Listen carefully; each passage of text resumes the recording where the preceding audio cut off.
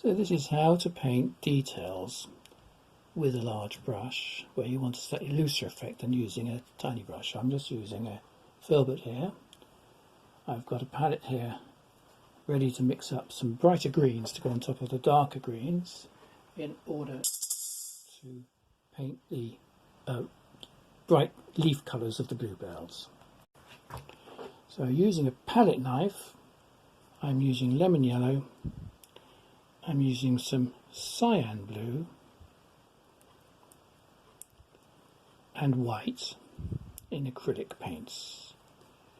These acrylics I'm not diluting with any water, so I'm using the colour straight from the tube, and I'm getting a lovely bright green to represent the bluebell stems. And if I show you the source, if you look at some of the greens in this photograph, or indeed in this photograph, you can see that the stems and the leaves are very bright. So I've got some darker areas here where the bluebell's stems and leaves need to be defined. Now there are various techniques, but today I'm just showing you one, and that's by taking my brush, picking up this colour, and picking it up in a large amount, and the idea is that you pick it up with a chunk of paint on there, and it's just the edge of paint, literally the last twist of paint that you're going to actually touch the canvas with. So you don't touch it with the brush, you just touch it with the paint. So you can see I'm getting little thin stems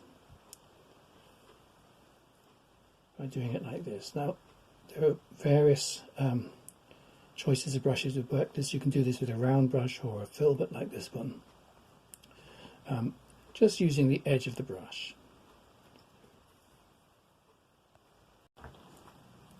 I've taken a slightly smaller brush this time. Again, it's a hog filbert, and you can see here I've got a real tail hanging off with the paint. And if you can get the paint into this consistency, you can then literally just use that tail of paint and add individual leaves and individual stems, so you can see them showing up. And you're leaving actually a thicker lump of paint effectively on the surface. Now there I've gone and pressed it slightly harder, so the shape is a little bit too chunky. Simple way to fix that is to get another clean brush, and in this instance I'm dampening it with water. If you're doing this with the oil paint, you'd use a little bit of terps, and then you can get that brush and literally just push that colour away, cleaning it back, so you can repair the damage. If that doesn't work, you can get a rag, you can take it off and put it back again. Obviously if you've got sticky paint there because you're using oils, you need to perhaps use a knife to take it off, or the terpsy brush. So there are various tricks. I mean, you can get a palette knife and lift the paint off again. But using this as a technique, you can paint rigging on ships, you can paint ripples in the water, and you can paint leaves on the trees. So here we are, let's go up into the trees in the distance. Here we go. And same trick, I've got this vivid green, and I can literally just speckle into the greens there, both the light greens, yellow greens and the dark ones, using this tail of paint. There we are. Can you see on the brush again a tail, and I can put little tiny marks in there,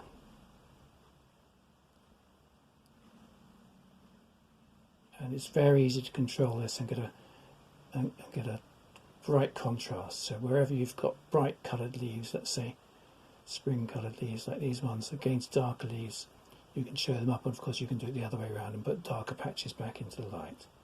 So don't worry if you go too far, that one might be a bit large.